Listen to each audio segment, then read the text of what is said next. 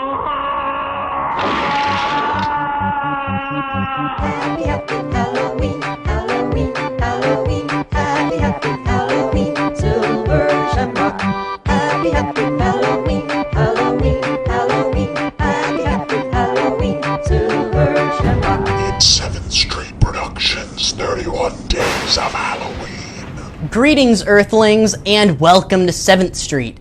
And welcome back to 7th Street Productions' 31 Days of Halloween, where we are counting down my personal favorite horror films of all time.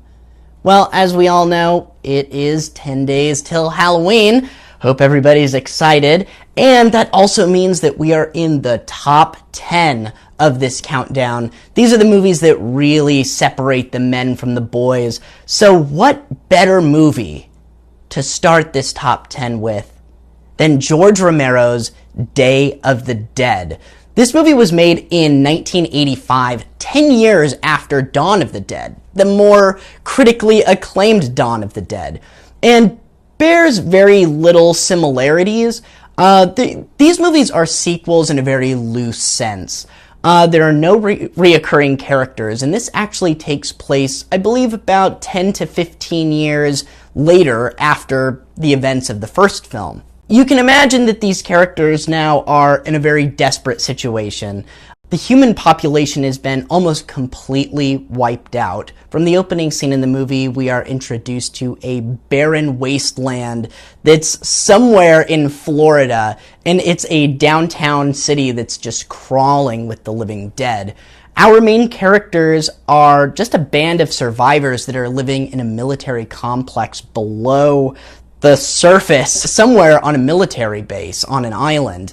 And the team is really just made up of a ragtag group of soldiers hell-bent on destroying anything that moves, and a team of scientists who decide to conduct research just to really pass the time, trying to figure out what makes the zombies tick, what's making this all happen, and is there a way to control them.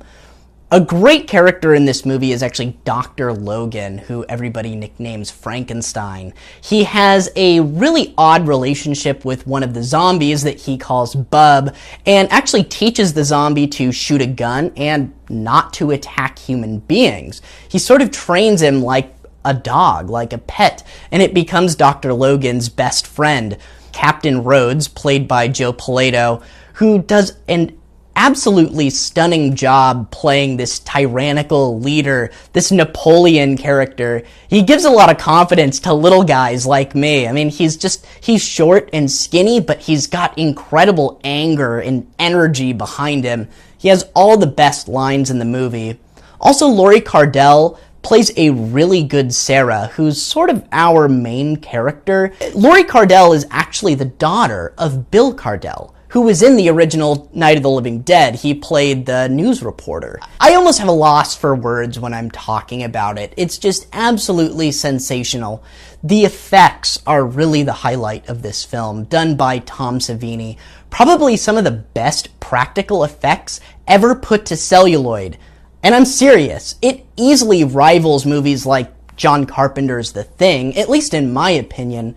The zombies look really dead. When the soldiers are being ripped apart at the end, it's nauseating. I saw this movie when I was about 10 or 11 years old, and it really disturbed me. Just the whole, not just the effects, just the whole atmosphere of this movie, them being trapped below ground. It's very claustrophobic and sort of depressing. It's just got one of the best, atmospheres to any 80s horror film, at least in my opinion. If you haven't seen Day of the Dead, I would classify this one as a must-watch, especially if you consider yourself a zombie fan, but I'd say that even casual horror fans would find something that they really appreciate in this movie. It's really dramatic, it's really bleak, it's got a ton of gore. Rush out and see it if you haven't seen it yet.